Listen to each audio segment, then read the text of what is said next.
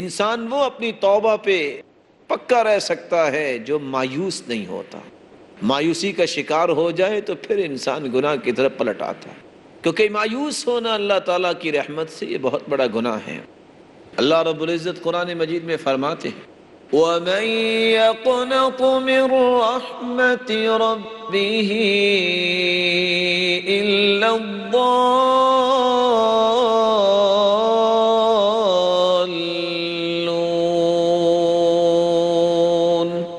اللہ کی رحمت سے مایوس ہونے والے وہی لوگ ہیں جو گمراہی کا شکار ہیں۔ بلکہ اللہ رب العزت قرآن مجید میں فرماتے ہیں إِنَّهُ لَا يَيْأَسُ مِن رَّوْحِ اللَّهِ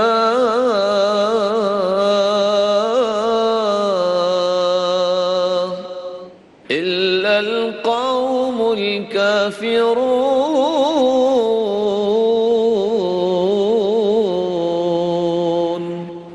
اللہ کی رحمت سے مایوس ہونا یہ تو کافروں کا کام ہے، مومن تو مایوس نہیں ہوتا۔ اور اللہ رب العزت قرآن مجید میں فرماتے ہیں قُلْ يَا عِبَادِيَ الَّذِينَ أَسْرَفُوا عَلَىٰ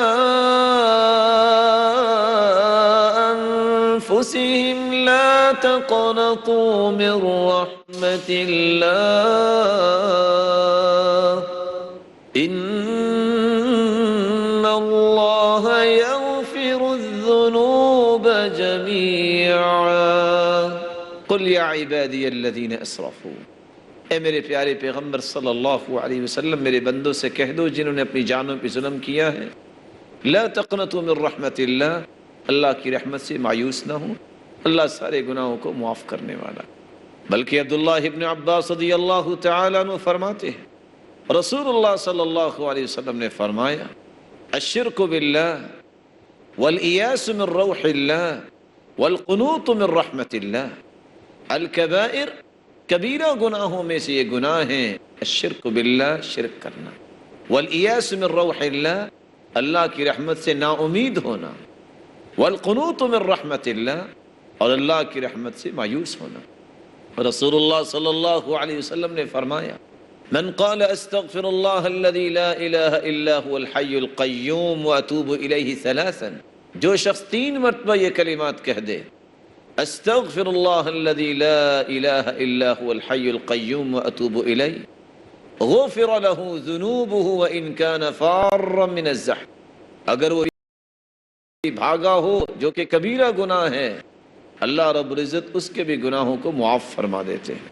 یا رب ان عظمت ذنوبی کثرتاً، اس لیے انسان کو یہ کہنا چاہیے یا رب ان عظمت ذنوبی کثرتاً فلقد علمت بأن عفوك اعظم ان كان ذا يرجوك الا محسنا فبمن يلوذ ويستجير المجرم ربي دعوتك ما أمرت تضرعا فإذا رددت يدي فمن ذا يرحم۔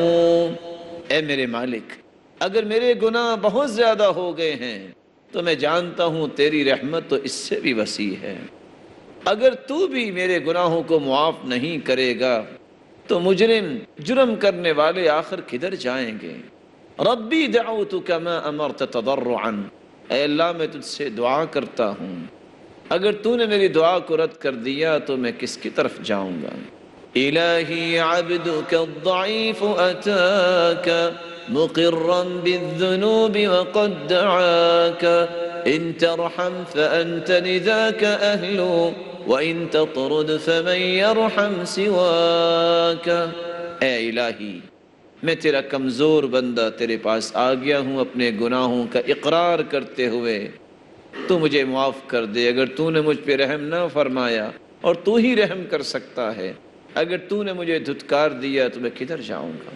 اللہ رب العزت ہمیں سچی توبہ کرنے کی توفیق عطا فرمائے، اور اللہ رب العزت ہماری توبہ کو قبول فرمائے اور ہمیں جنت الفردوس میں جمع فرمائے۔